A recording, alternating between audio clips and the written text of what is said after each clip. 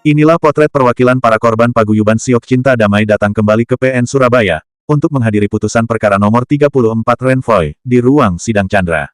Sayangnya sidang ditunda lantaran majelis hakim beralasan belum dicermati atau dipelajari, sehingga sidang ditunda tanggal 5 Februari 2025. Usai persidangan, saat dikonfirmasi kuasa hukum debitur yakni Supangat SH, dan didampingi Ketua Paguyuban Siok, menerangkan semua kejadian atas gugatan nomor perkara 34 Renvoy yang diajukan kuasa hukum debitur dan selanjutnya diterangkan serta ditunjuk bukti, oleh Ketua Paguyuban Cinta Damai. Di hadapan wartawan, kuasa hukum Viviana Chong selaku pemilik aset PT Anaya Village di Pecatugraha, Bali, ada perdebatan dan penjelasan yang dijelaskan oleh Siok. Jeritan korban Sipoa. Yang kamu kemana bawa saksi? Iya itu. Nah ini. Itu Ini punya sudah, PT apa gitu namanya? Ya karya sejati itu. Iya. Karya sejati. Mirip namanya. Abadi ini kayaknya belakang. Iya, Sejati, sorry. sejati bukan abadi. Kalau yang abadi yang tadi itu ya. Mirip namanya. Pranoto. Iya. Ini dia sudah dilawan oleh kurator, dia sudah kalah. Kenapa dia berani bicara lagi? Ini kan juga kurator kan dibuka di TN Pasar. Ini penyidiknya. Oh, kenapa dilaporin. Iya dilaporin, tapi sudah dituntut sama kurator, sudah kalah dia. Kenapa dia berani muncul menjadi saksi? Karena kemarin saya sudah ada semua, nggak salah. Nah, wis pokoknya kalau memang Vivi nggak terima uang, kenapa dia mau tanda tangan PPJP itu aja kuncinya. Jadi nggak usah panjang lebar. Kalau Lukas itu dia hanya dipakai sebagai developer untuk membangun asetnya lahannya Opka. Nah, karena Lukas tidak bisa apa-apa, bukan yang punya aset, jadi dia dibacain setia diganti oleh Makarya. Tidak bisa apa-apa dia punya.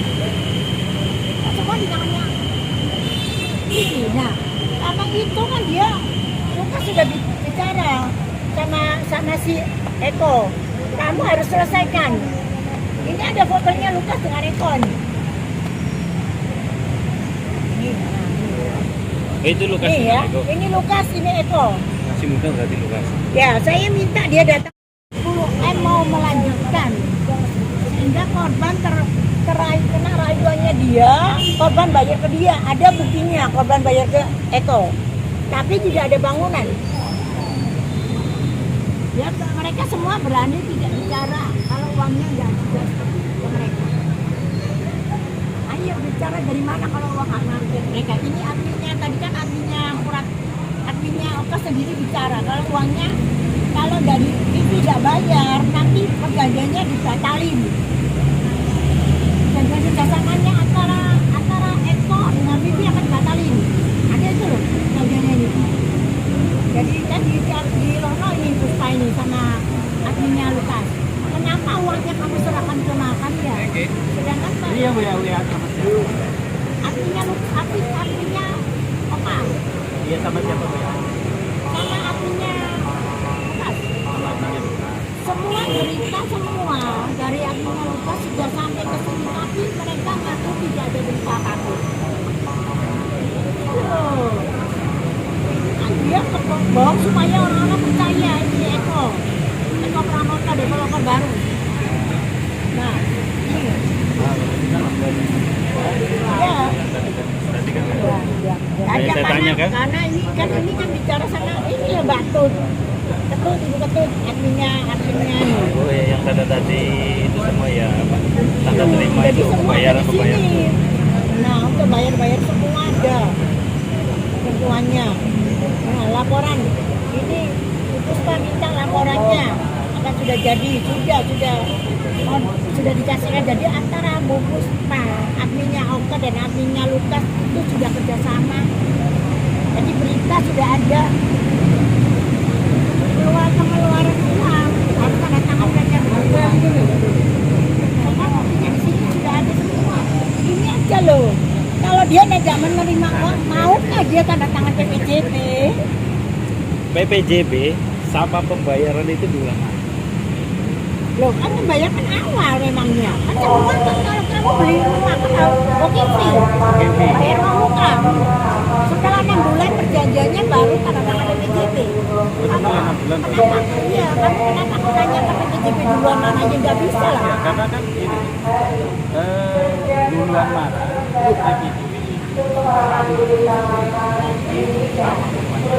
otomatis ya politik ini diumumkan karena nanti mereka 6 bulan setelah bongkar baru dibuka setelah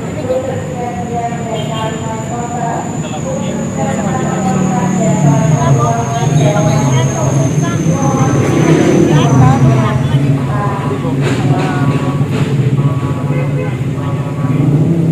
Pembukanya itu hanya 5 juta.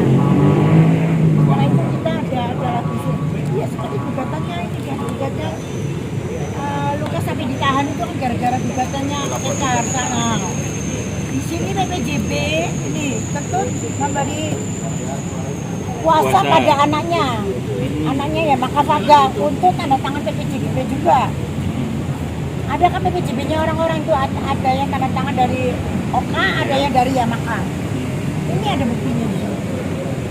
Nah ini penggantian PT pas awal dia PT Anaya langsung diganti PT Anaya Gria Sentosa Mei 2017. Ini AHU tadi. Punyanya PT Anaya, jadi PT Anaya sudah mulai dirubah ke sini. Jadi kalau nonton PT Anaya nggak ini direkturnya, alasannya saya sudah tanya ke developernya, alasannya dulu Lukas perjanjian kerjasama dengan Oka, direkturnya 50%. Terus dirubah dengan adanya PT Anaya Gria Sentosa, Lukas itu kan dikasih 50%.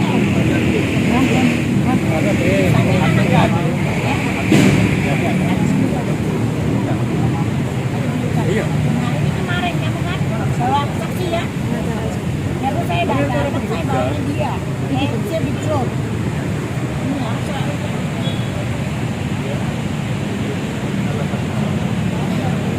dia sudah digugat oleh kurator. Kenapa dia berani jadi saksi? Itu yang kita tanyakan di sana. Dan dia Jadi saksi ada juga ketentuannya.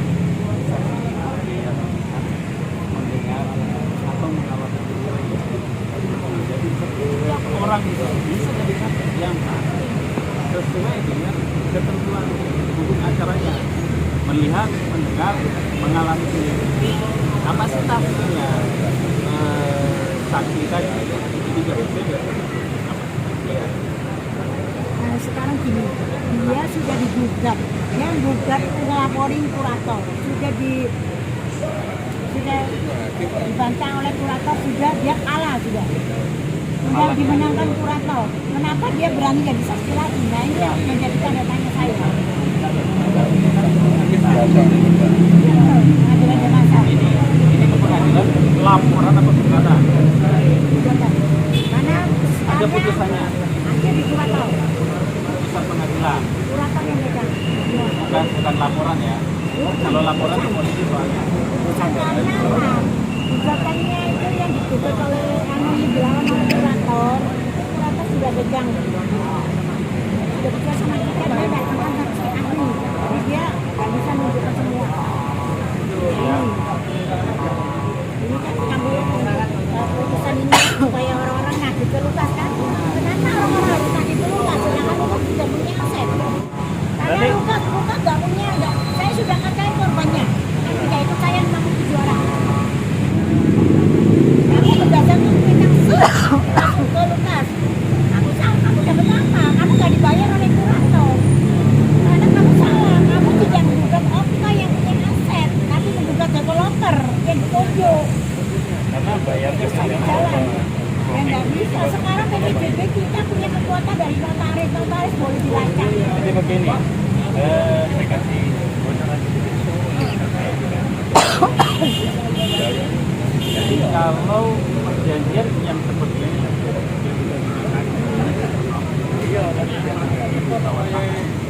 jadi kalau membuat ini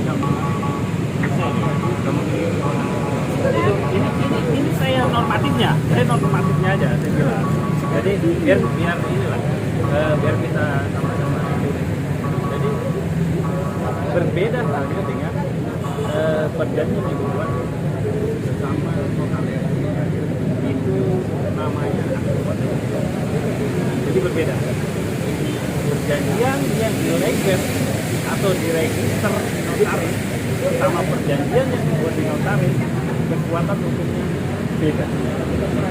Kekuatan hukum yang hanya diregister sama yang dilegal atau di warteg itu sama saja dengan perjanjian di bawah tangan. Sekarang kalau kamu bilang perjanjian di bawah tangan, kenapa Vivi berani tanda tangan sama Okta ini? Namanya perjanjian di bawah tangan. Di bawah tangan siapapun boleh. Sama saja dengan di notaris juga. Semua kan para pihak yang menentukan. Misalkan saya sama Harusnya dia nggak boleh tanda tangan kalau ya Pak ya. Kalau dia tanda tangan, berarti dia kan mengakui PPJB ini. Jadi gini loh, Ya. sebenarnya kalau nggak salah namanya perjanjian buatnya suatu misalnya perjanjian kalau nggak salah kita buat pasal 13 yang penting orangnya sehat, cakap, tidak sakit, ada umurnya sesuai dengan tapi ada tingkat jenis-jenis perjanjian jadi kayak gini ya Ini ada sejarahnya. adendum ini yang dibuat oleh Okta. Adendum Okta menyetujui kalau dia bertanggung jawab terhadap salah satu korban itu. Jadi buat adendum yang dibuat oleh Okta sendiri pada korban ini kasih saya korban ini. Nah ini korbannya. Ini adendum yang dibuat oleh adendum perjanjian perikatan jual beli. Kalau nggak ada adendum, kan nggak. Ini Okta sedih loh, jangan siapa saja. Siapa saja yang mau diganti ini kan nggak boleh tetap. Nah ini kan ada datanya yang pertamanya Okta, kedua dan istri. Ya ini korbannya. Maksudnya adendum nggak bisa dibohong. Tidak, betul. Tidak bisa dikorupsi. Tidak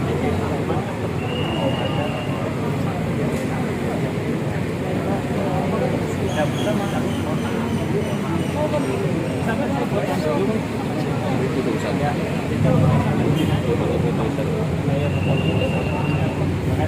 Ya. Seperti rekening. Dan ini aja loh. Saya masih punya dari anaknya uang itu dialihkan ke Okta, ini ngambil anaknya, ponakannya Okta, ada semua saat ini. Jadi saya nggak bawa. Saya percaya sama saya percaya. Tidak bisa. Karena pasangan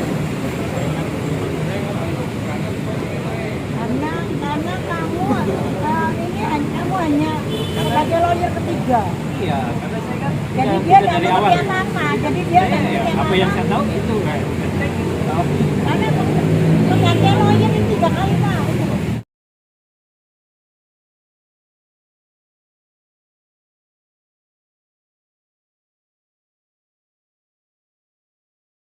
Saya mengharapkan hakim dengan jeli untuk menentukan mana yang benar, mana yang salah. Lebih jeli dan cermat ya Bu ya? Ya, Lebih lebih jeli dan cermat juga. Dan adil juga. Adil juga. Jadi objektif dalam menentukan sikap untuk membuat putusan. Jadi saya kira dan saya rasa dari Anaya khususnya kurator itu datanya sudah lengkap. Dan apa yang menjadi kewajiban kurator menjalankan kepailitan yang mana diputuskan sama pengadilan niaga itu harus dijalankan. Kapan hari itu kan di sini kan sudah diundang dari kuasanya Anaya, dari editor, dari kurator juga ada. Kurator datang. Dari hakim pengawas mengatakan sudahlah cepat selesaikan supaya selesai. Kamu merasa punya hutang dan punya proyek yang tidak dikerjakan. Ini sudah melanggar itu loh. Itu sudah dijelaskan. Tapi nyatanya rada gablek lah. Ya tadi dia bilang Para korban Siok Cinta Damai berharap agar majelis hakim lebih jeli dan cermat dan amanah dalam memutuskan perkara, mana yang salah dan benar. Dari Surabaya, Rahayu mewartakan.